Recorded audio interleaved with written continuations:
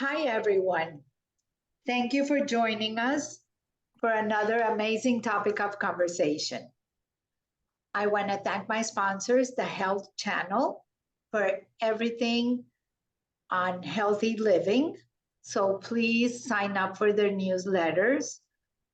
And I also want to thank Finkelman's for the Chef in You with all the tools that you need in your house.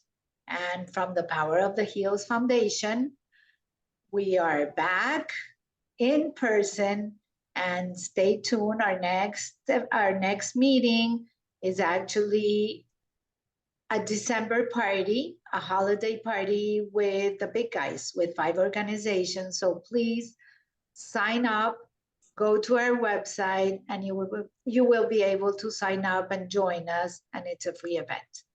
So let's get on with our topic of conversation. Allison, thank you so much and welcome. Oh, Gladys, what an honor and a pleasure it is to be here with you and your audience. Thank you so much for having me today. So I wanted to invite Allison because of everything that's going on. She's an expert. She sees a lot of teenagers, part of her specialty. And there was an incident that actually occurred back in September, but it only came to life right now because they found out who did it. And it was a hate crime. There was spray painting of swastikas and hateful messages against the Jews in Weston. And 3 teenagers were just arrested because of this. And so I wanted to ask you, how do the kids deal with this right now? Like anti-Semitism, hate crimes is really on the rise. So now it's not only about bullying, it's about also hating another person just because their religion, their color of their skin, or even where they come from. Yes. And it's very upsetting to all of us. And I think kids, depending on what age they are exposed to different amounts of news and parent discussion. When we're talking about teenagers, many of our kids may have already been isolated and identified by what makes them different. Many of these kids have been dealing with things since they were much younger. Now you bring it into a situation where there's more and more hate crimes that we're hearing about, and kids are being exposed to this. It really depends on the child. It depends on their interpersonal skills. It depends on their intrapersonal skills. It depends on the way they typically respond when someone says something negative to them, or the way they typically respond in a stressful situation. So you're talking about from the other side, the ones that reflect hate. That's right. Now we want kids to be armed with self-talk that can give them some belief in self. We want them to have some self-talk that says it's okay. I will be okay. We want them to have enough emotional regulation to be able to address if that's what they want without overreacting. Many times we're going to ask kids to walk away. Many times we don't want kids to take aggression or hurtful things and just stand there. So it will depend on the family and it will depend on the child. But as I say, so much has to do with their self-esteem and how they handle bullying on a regular basis, or what they do when they are faced with statements against them or people who they care about. But for example, when you say statements, a celebrity with 30 million followers just came out and said, basically kill the Jews. He did. And it literally legitimized for 30 There's million more people. that yeah. He also said, I can't be anti-Semitic if I am from there. And that is I believe that is an argument that is not, you can have people who don't like their own kind, but he is not Jewish. So I'm not really sure why he's saying that. But that does back people into saying, oh, well, if he is, then I can't say anything. I think kids, look, I work with kids one-on-one, and I do work with parents in groups, but the kids, if they know a child, they can calmly say, I don't agree with that. I haven't seen that. That hasn't been my experience. But it's hard because we all know we can't argue with someone who has a very strong mindset against something. So So how sometimes can it might they be best.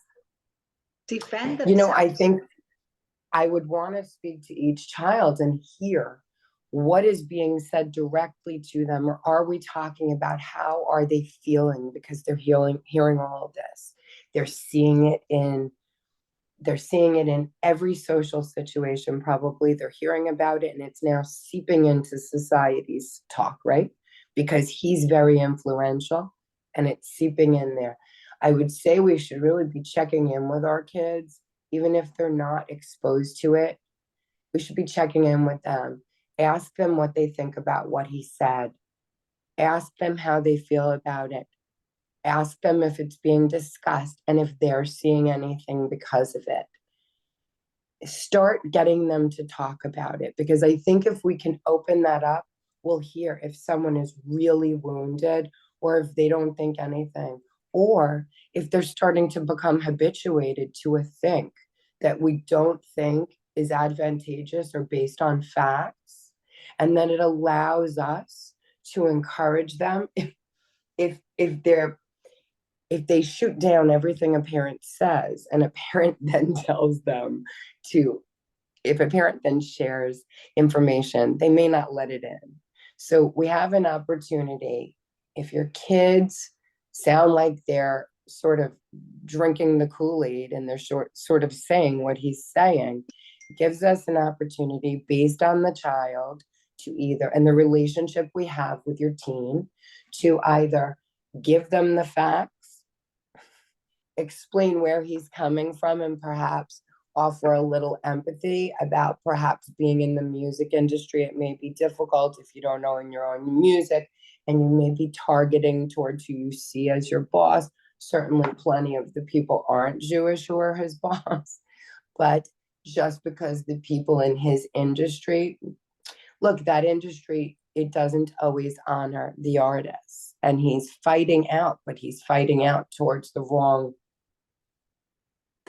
target, and he's created a target on Jews. And so I think anytime something happens in society when it's very troubling to kids, I think it's very important to sit down with them. Don't guess. It's also important to gauge their developmental and their emotional levels, their ability, where they are developmentally.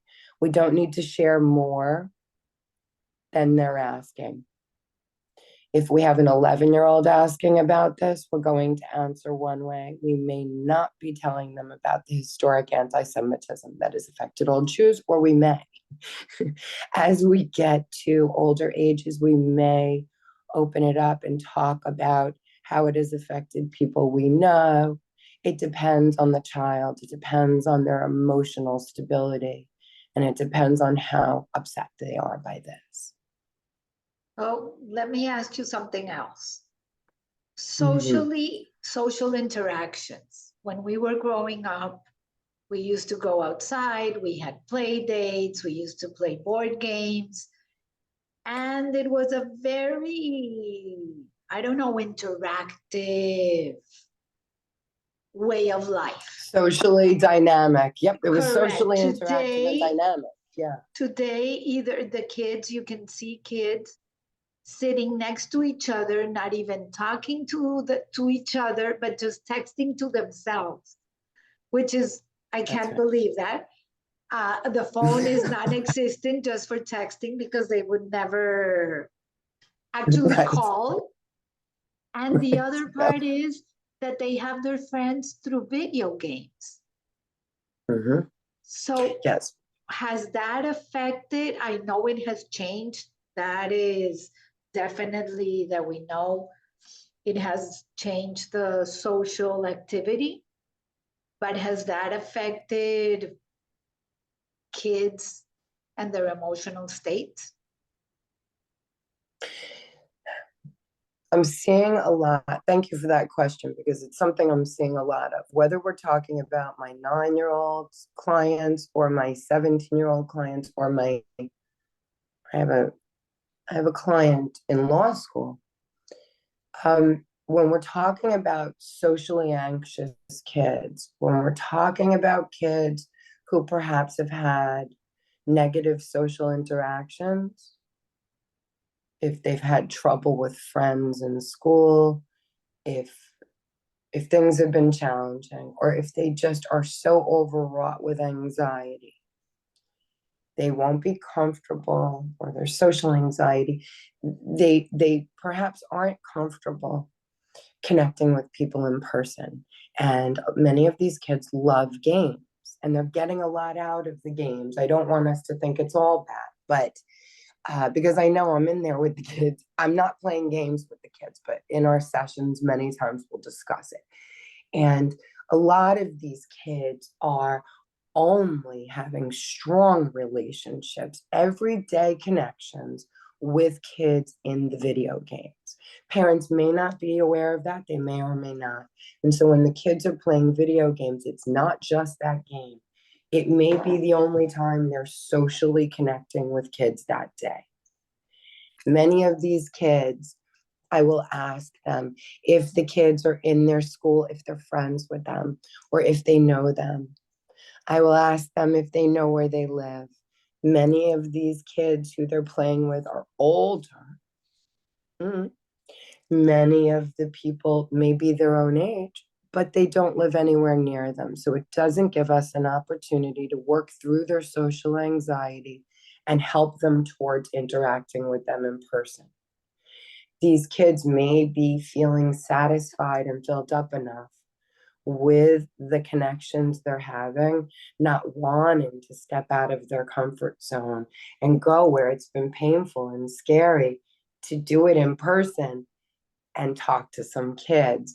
And I like helping them bridge past that anxiety and listen to where that anxiety lives and push them past with comfort to branch out beyond those video games, because parents are rightfully taking away the video games or wanting to take the phone.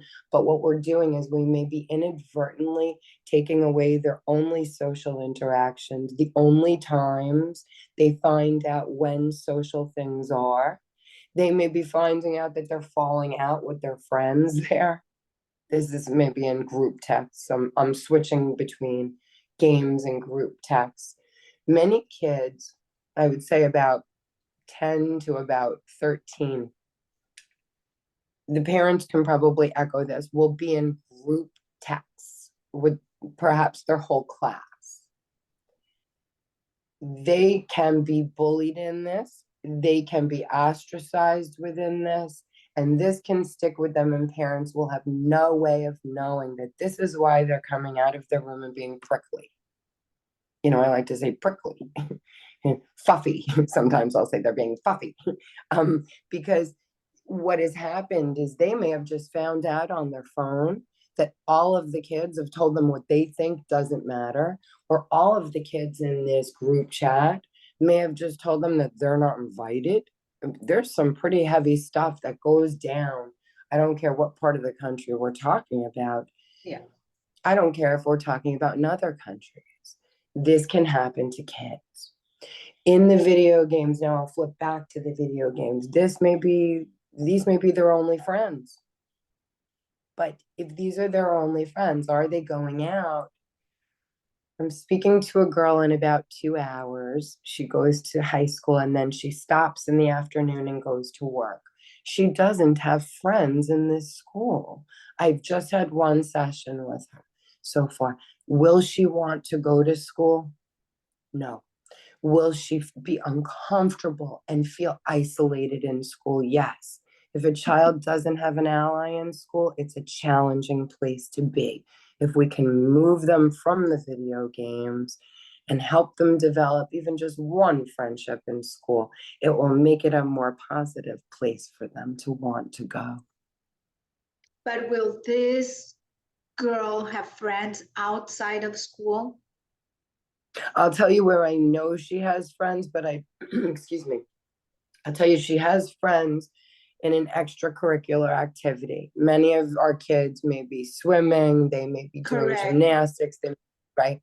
And many of our kids may be even horseback riding, and they may be equestrian. And what we see, what I see many times, is they have ongoing relationships with other kids for 5-6 years. And it's the strength of relationship, and they don't feel like they want to go out because that, outside of that too, in the school community. And that's this girl.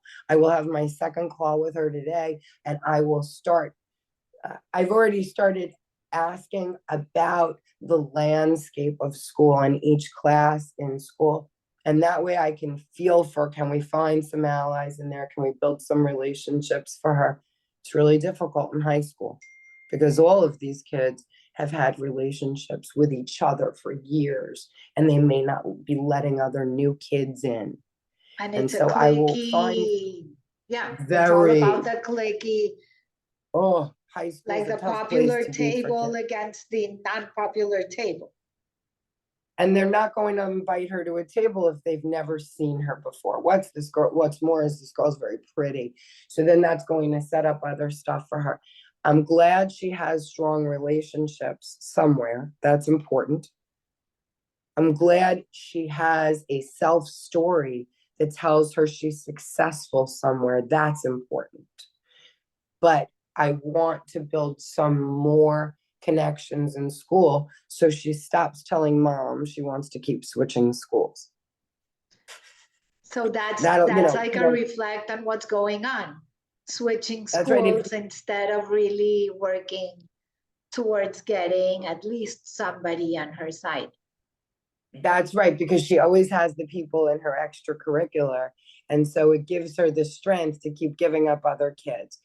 She'll join different groups in school and in different clubs in school. And then, if the kids are cliquey and she's not comfortable, well, she still has her other friends. So we will be working on that. That's a strong goal. That's a main goal I have for her, because once I can help her feel comfortable and develop strong relationships, it'll be a place she wants to be.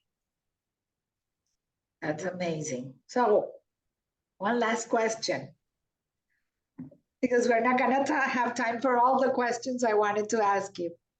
Have you seen a pattern developing within kids, especially teenagers, that it wasn't there before? Like, is there a pattern?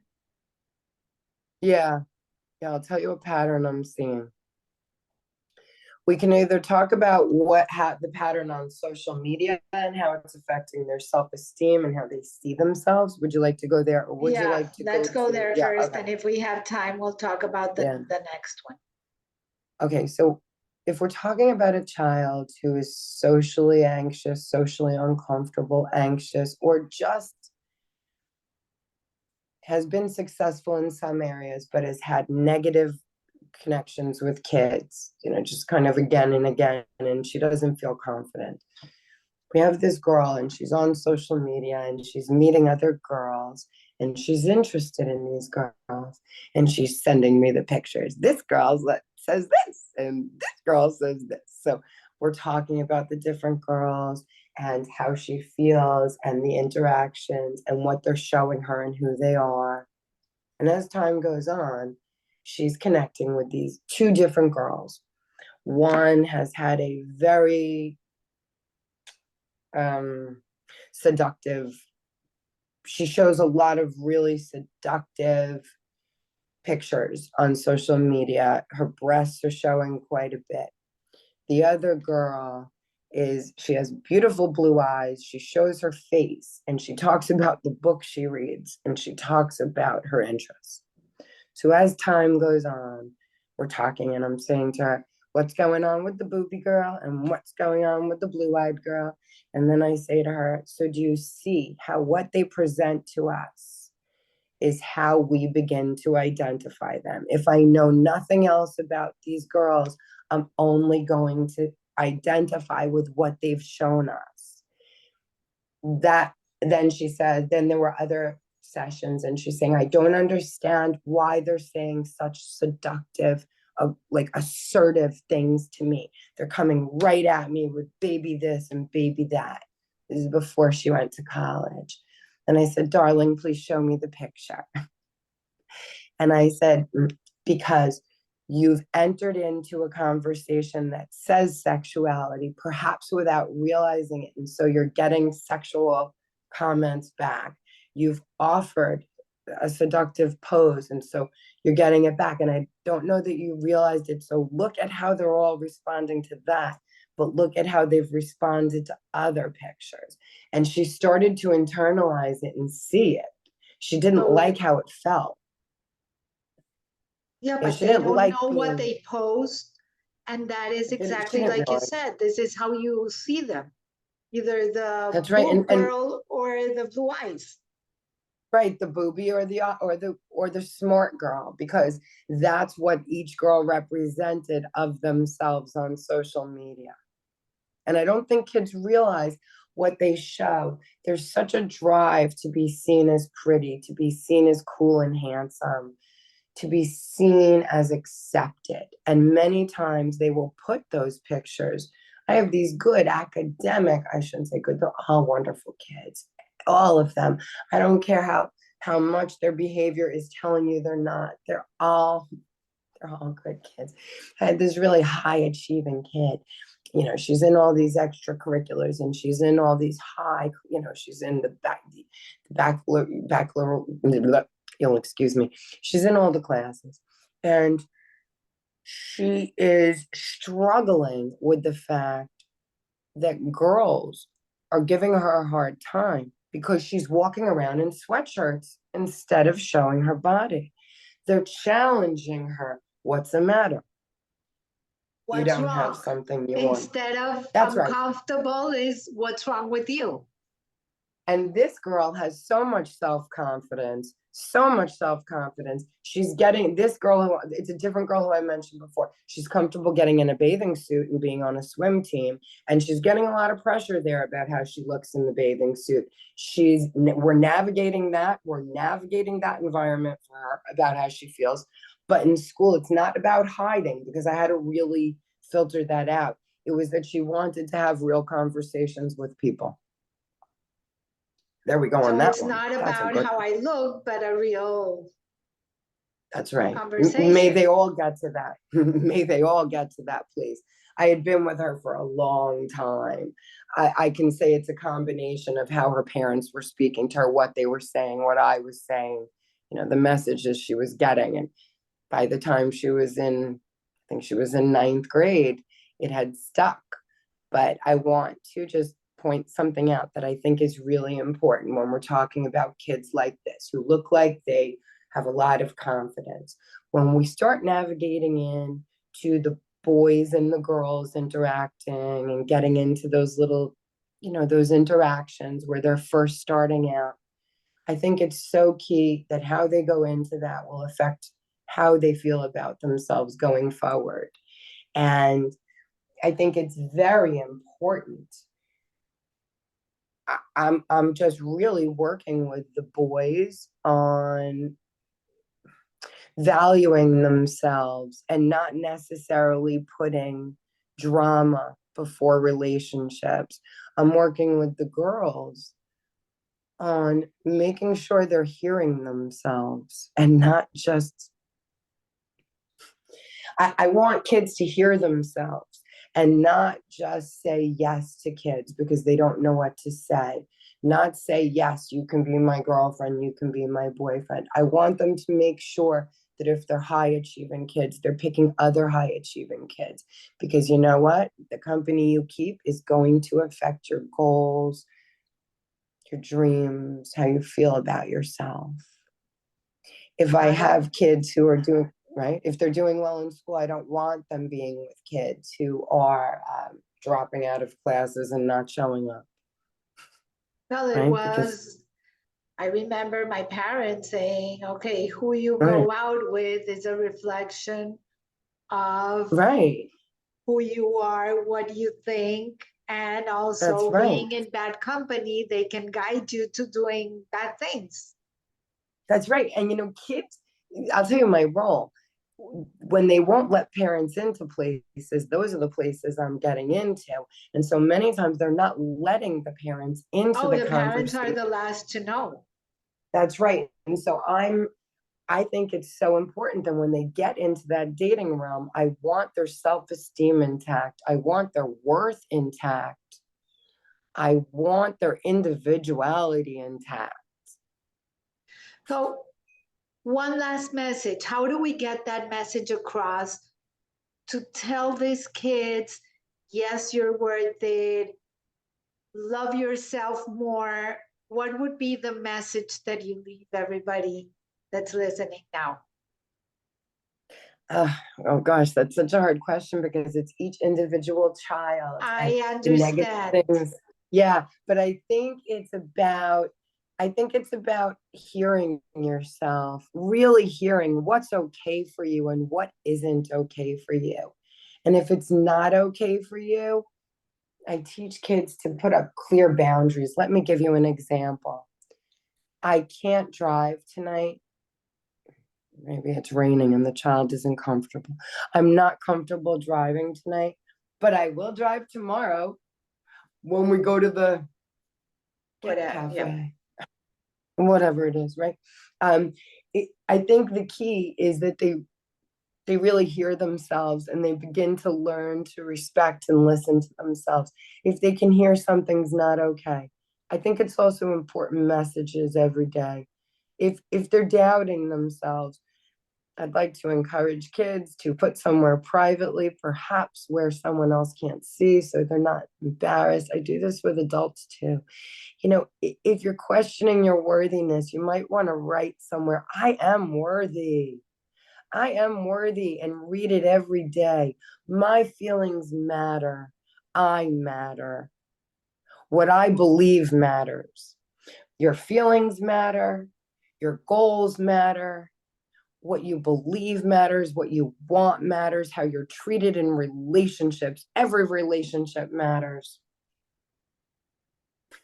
Thank you. I'm gonna put you on the spot, like, because I want you to come and speak to the girls of our program, which is the Loving Me More, and tell them exactly what you just told everyone. So thank you, Allison, for everything. It was a pleasure to everyone. Until next week, and above all, stay safe. Have a great week.